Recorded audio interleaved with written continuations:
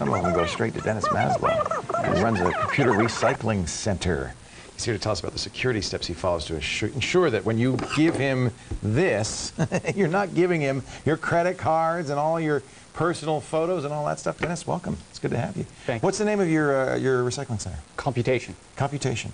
And it's a commercial business? Yes, it is. That's cool. Yeah. So people bring you their computers. What do you do with them? Well, they bring them in all shapes, sizes, and quantities. Yeah, and we have a process that we go through.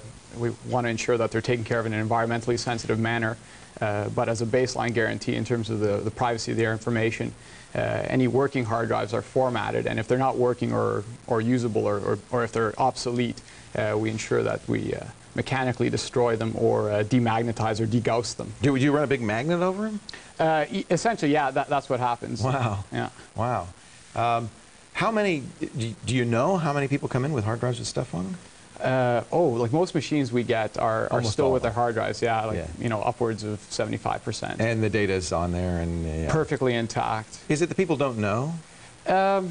They don't know, or they haven't thought about it. Some people have, like, for instance, you know, one time a small law office, they basically unplugged their computer and handed it to us, and all their clients' files, everything on there. Everything's there, and we turn it on to see if it's working, and immediately, you know, you see that the My Documents folder is full. So the first thing we do is reboot it with a system disk and format the contents. Oh, that's good. Yeah. Well, you're unusual, though. I mean, I think that's great.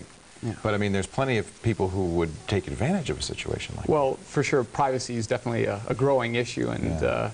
There's all kinds of opportunities to misuse data.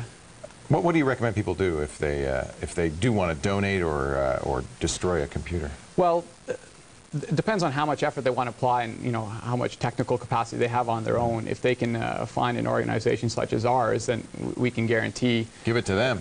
...various levels of you know, security on their information, and they can specify higher levels, and we can... Oh, can they really? Yeah, and oh, we can work to that. We have a number of methods we can apply.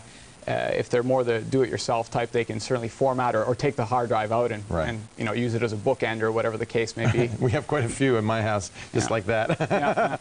And of course, we have a free file that we've recommended. Mike recommended Eraser, which is a great program you can run if you go to our website in the free files that will permanently erase data that's on your hard drive. How many computers a month do you guys process? At this point, the volume is certainly growing. I'd say we're working at a rate of a couple hundred a month at this point. Wow. And do you break them down, or do you give them to charities? What do you do? Well, our main goal is to refurbish them and put them back out for use, as opposed to sort of destroying the equipment and looking at it as a heap of plastic and metal. No, there's some real value still. Definitely, and essentially we attempt to refurbish, and if we're successful at that, we remarket at accessible prices or donate them to charities and not-for-profit groups. Oh, that's neat. What's your success rate? I mean, how many of these computers can you recycle? It's really volatile. It depends on... It depends on each batch, because they tend to come by the truckload.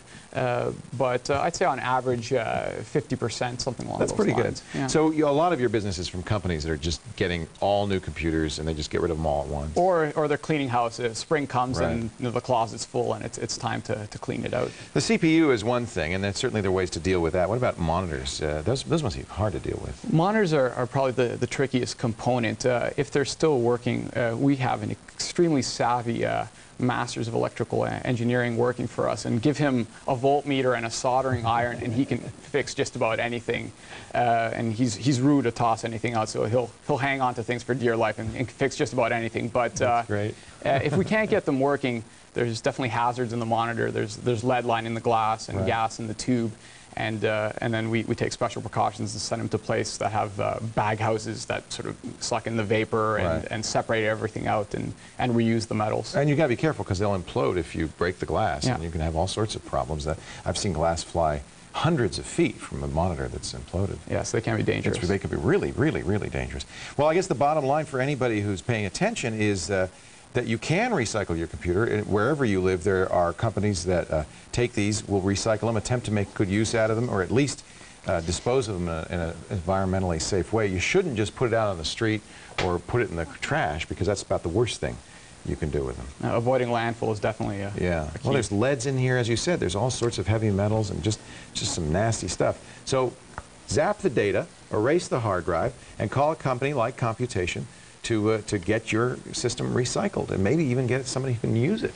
To learn more about the work Dennis's company does, check out computation.to. Is that right? That's correct. On the web.